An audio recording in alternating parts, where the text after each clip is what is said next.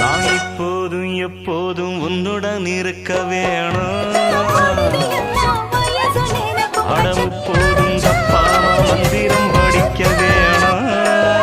வண்டிக்காரன் சொந்த ஊரு அடைமழைக்கு ஒதுங்கும் மைனா குருவி மயங்கி கிடக்கும் மீதான் தழுவி இப்போதும் அட எப்போதும் நான் இப்போதும்